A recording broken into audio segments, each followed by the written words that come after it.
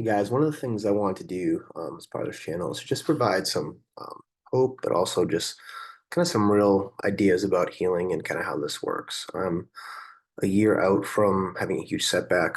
I was pretty good for a long time. I went off medication, and after 4 months back in 2018, I felt horrible, but I was able to function somewhat. And then after another year, I was able to function decent. And then after another year, I was able to function well. And then I kept getting better and better. And then last summer, I just had a horrible setback where after just 8 months of stress and just constant pressure, I just kind of crashed and my nervous system just went into haywire. So a year ago today, I was basically walking around the neighborhood. I couldn't stop moving. I was crying all day. Couldn't even look at my kids. I have two children. I couldn't look at them because it was just too painful and I was just too stimulated. And today, I'm working part time. I'm able to play with my kids. I'm able to uh, visit friends throughout the day and do things. I'm not able to work full time yet, unfortunately, and hopefully that will come back soon. But I'm able to do quite a bit. I sleep much better now, and things just have been improving over the last year, but it's been slow.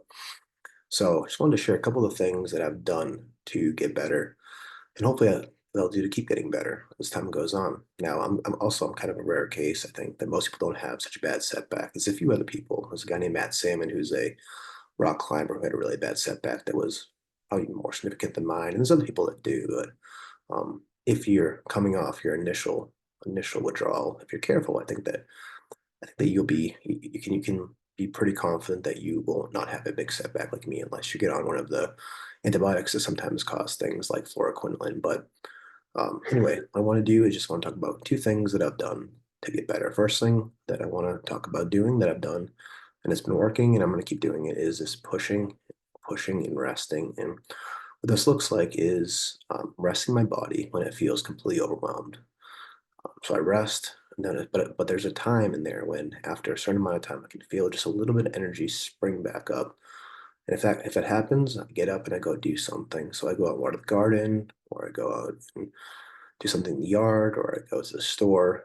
And then if I feel good, then I continue to kind of push, and I keep trying to push just a little bit, maybe like 60% each day, just as much as I can do before without crashing myself. What I found is that over time, it's just led to gains. Like I just keep being able to do more and more and more.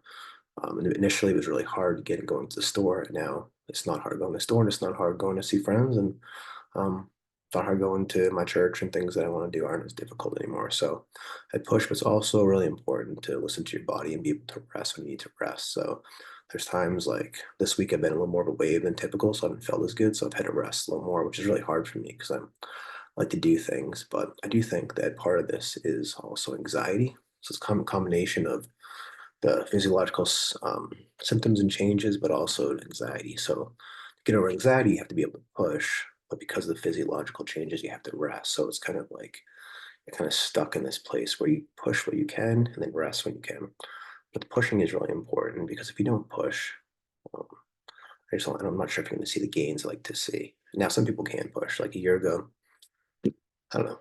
Pushing was just like almost out of the question. But if you're at a place where you have a little bit here, you can go try to do something small. You can go out and even rake leaves in the yard or just go drive to the store or do things to kind of get over some of the anxiety that consumes us when we have this. That's the first thing. And the second thing is to try to be part of a community. Now, I know that's super hard when you don't feel good. Last year, I felt super dissociated and everything just was like being around people was almost impossible.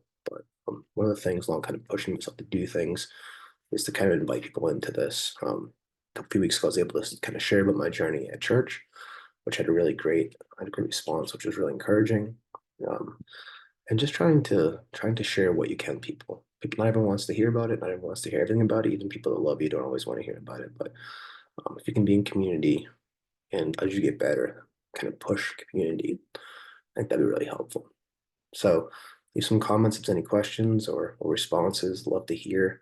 I'll leave you with a thought. One of the things that I want to try to do in this channel is to leave with a quick thought at the end of what I'm saying. I'm Christian, and my faith is it's been hard. It's been a battle this year to kind of keep believing that the Lord has something good for me because I've been so sick. But this is one thing that's helped me is that the Bible teaches us that the Lord is sovereign over all things, and He's planned our beginning from our end. So none of this is caught him by surprise. So if you're going through this, the Lord knows where you're at. He knows it's going to happen. So it's not based on you having to completely muscle your way out of this. That there's God who is going to who has planned good things for you. And if you're not a Christian, I'll just ask you maybe to investigate that thought. Um, what's it look like for the Lord to be sovereign or in control over all things? And maybe it'll give you some peace. Any questions, please reach out or put some comments into the bottom. And thanks.